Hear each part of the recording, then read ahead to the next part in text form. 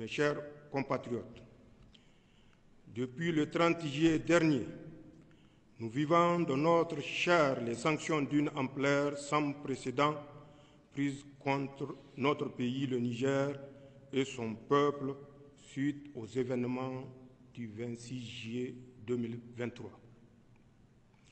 Ces sanctions visent notamment à nous priver des ressources financières indispensables au fonctionnement de nos institutions, à entraver notre vie quotidienne et à étouffer notre économie et le petit commerce.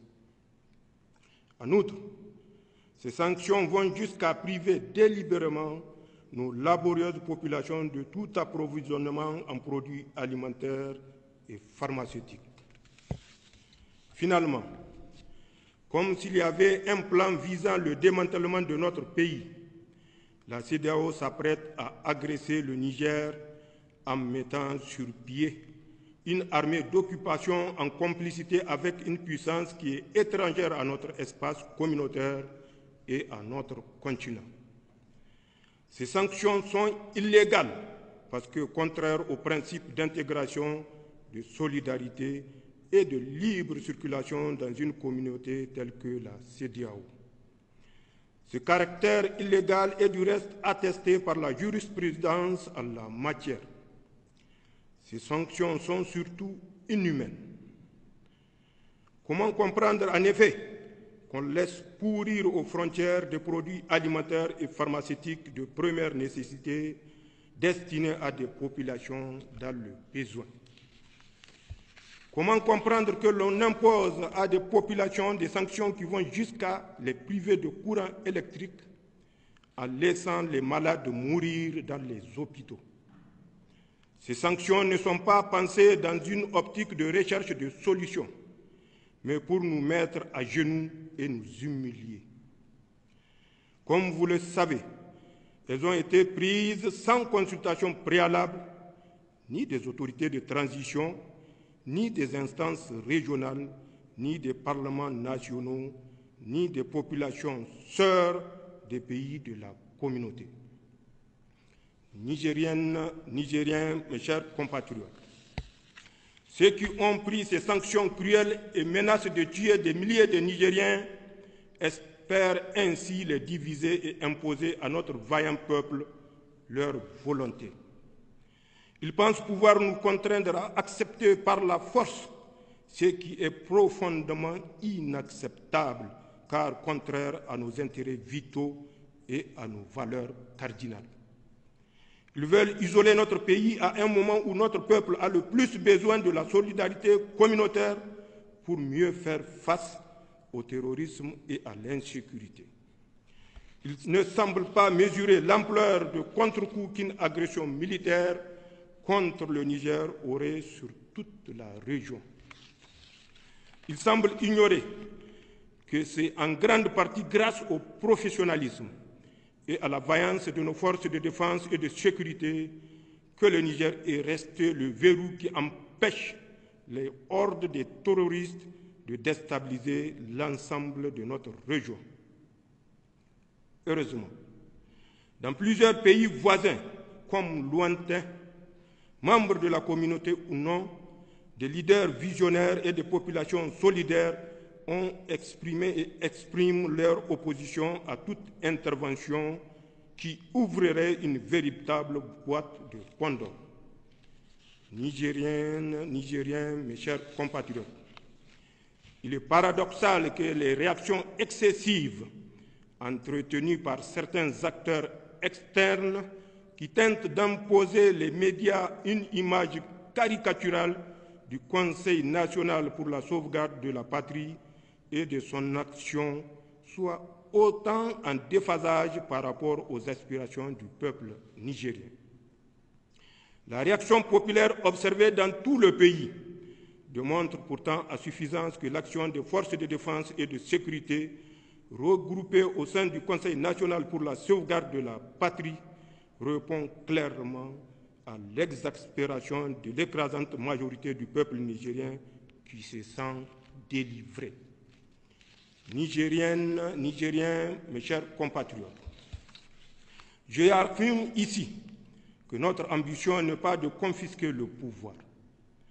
Je réaffirme aussi notre disponibilité à tout dialogue pour autant qu'il tienne compte des orientations voulues par le peuple nigérien, fier et résilient.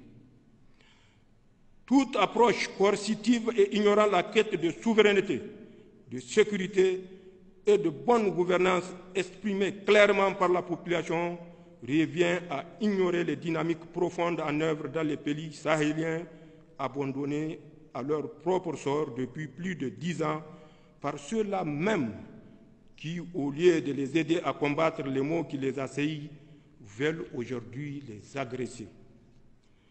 À la vérité, la prise de pouvoir par les forces de défense et de sécurité, aussitôt fermement soutenue par nos vaillantes populations, s'inscrit dans un contexte de rejet des modèles sécuritaires et de mauvaise gouvernance faite d'injustice, de corruption, mise en œuvre par des régimes qui se prétendent démocratiques, mais qui en réalité dévoient et discréditent la démocratie.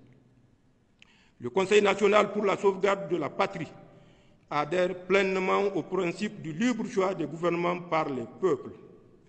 Mais pour que le peuple puisse choisir ses dirigeants, il faut un système transparent dans lequel les opposants ne sont pas emprisonnés ou exilés, dans lequel une véritable alternance est possible et dans lequel la société civile peut librement s'exprimer et manifester sans être inquiétée.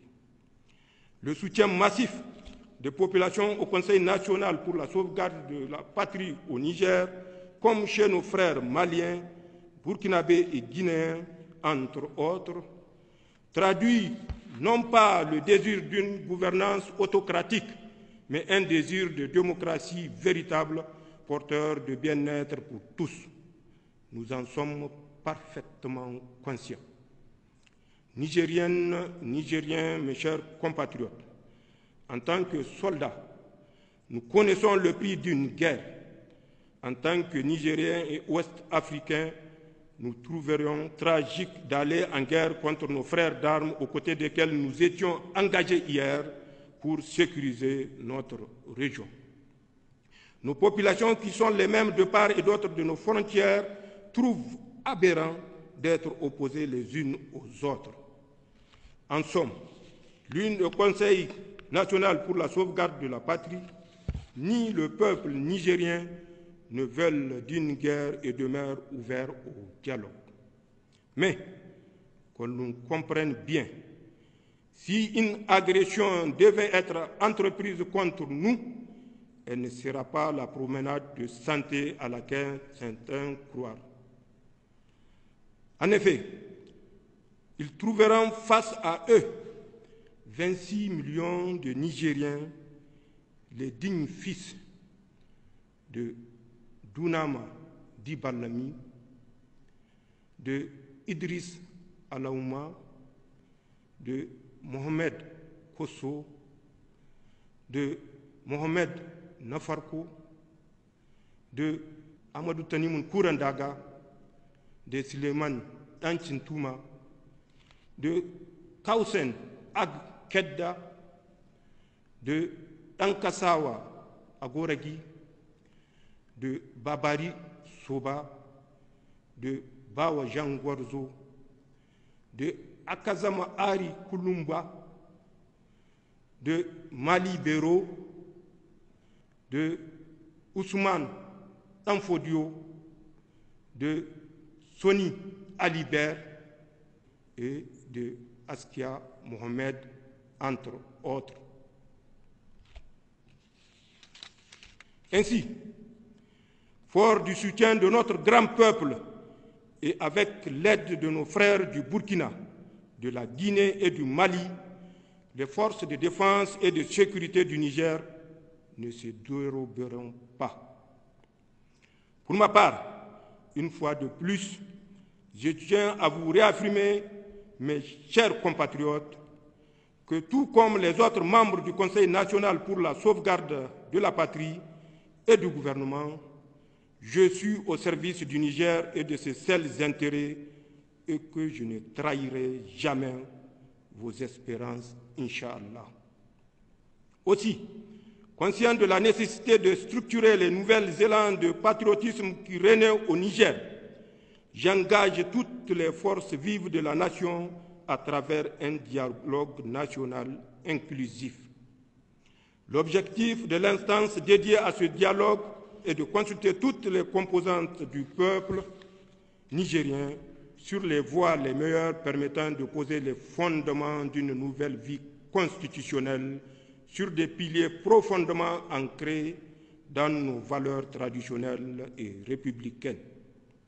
Dans cette perspective, le gouvernement est d'ores et déjà instruit pour prendre les dispositions urgentes en vue de l'organisation de ce dialogue.